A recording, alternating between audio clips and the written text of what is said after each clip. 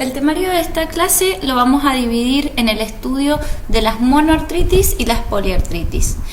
Con respecto a las monoartritis vamos a evaluar sus etiologías más frecuentes, cómo hacer la evaluación de un paciente con monoartritis y también la evaluación del líquido articular. Y dentro de estas causas vamos a hacer referencia principalmente a la crisis de gota aguda y las espondiloartropatías seronegativas.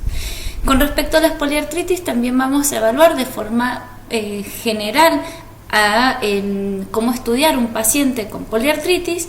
Dentro de ellas vamos a ver artritis reumatoidea y también vamos a ver algunas colagenopatías que pueden presentarse como poliartritis, como son lupus y síndrome de Sjögren.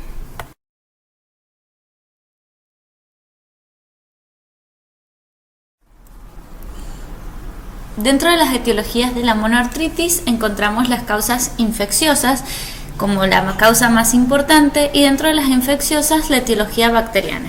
Sin embargo, esto va a ser evaluado en una clase diferente.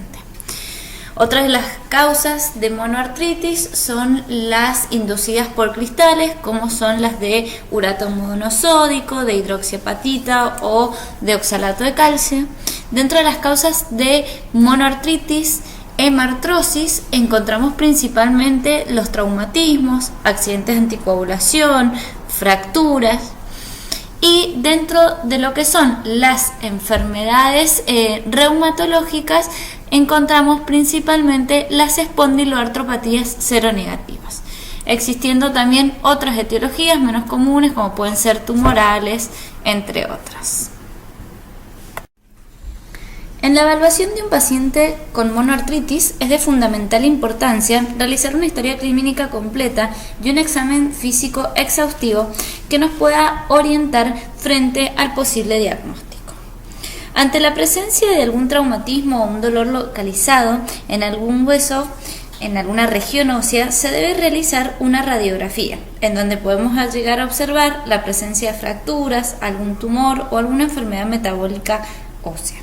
Si la radiografía es normal o no existen antecedentes traumáticos que justifiquen pedir esta radiografía, hay que evaluar la presencia de signos de derrame articular o signos de fologosis, lo cual nos va a llevar a plantearnos si es necesario realizar la punción del líquido articular, ya que no siempre está indicada la misma. Si consideramos necesario realizar la punción de este líquido, tenemos que evaluar las características del mismo. Si las características de esta son hemáticas, nos deben hacer pensar en coagulopatías, tumores, traumatismos, y es importante chequear lo que son tiempos de protrombina, los recuentos de plaquetas, los tiempos de coagulación. Además, es importante ver las características físico-químicas de este líquido, como son el recuento de células y si el predominio de estas células es polimorfonucleares o mononucleares. Si nos encontramos frente a un líquido que tiene más de un recuento de células de más de 2000 glóbulos blancos con un predominio de polimorfonucleares, podemos estar frente a un líquido inflamatorio o infeccioso. Para eso debemos evaluar la presencia de cristales, identificar cristales como para pensar en una gota o en una pseudogota, realizar un cultivo para evaluar si estamos frente a una artritis infecciosa. Ahora, si este cultivo resulta negativo, no tenemos la presencia de cristales, vamos a estar frente a un líquido inflamatorio estéril, lo cual nos debe hacer sospechar la presencia de alguna enfermedad del tejido conectivo, como dijimos, principalmente las espondiloartropatías seronegativas, en donde vamos a tener que considerar el estudio de los reactantes de fase aguda, HLA-B27, inmunológico, todos datos que vamos a evaluar más adelante.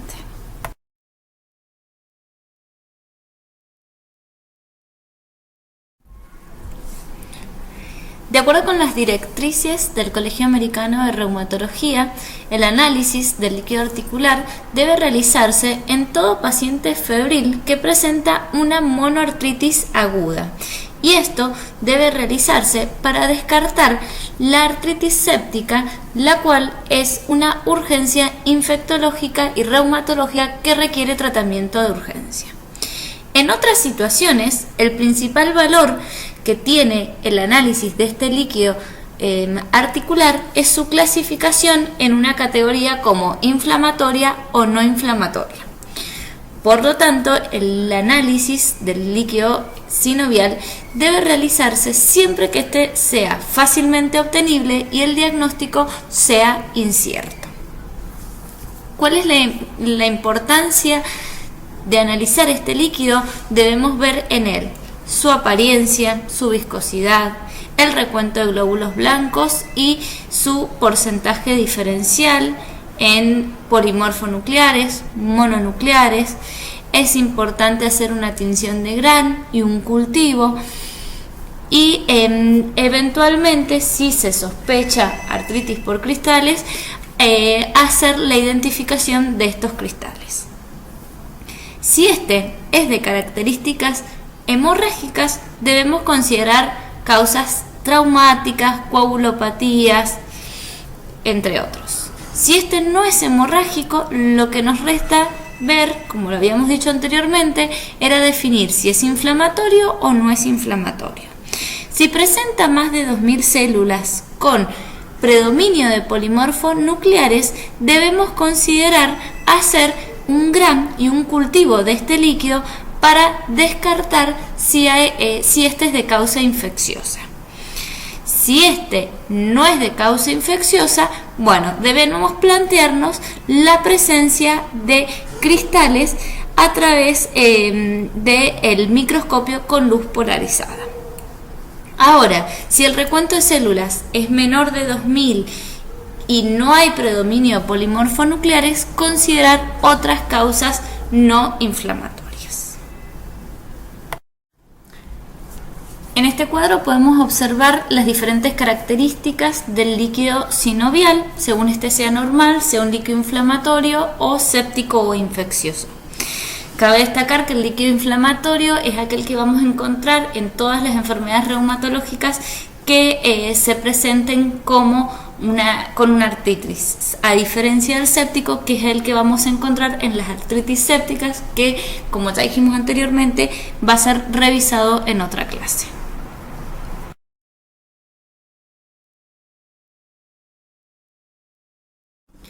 Una vez establecido el ataque de gota aguda, el diagnóstico, debemos realizar el tratamiento de esta gota aguda, ¿sí?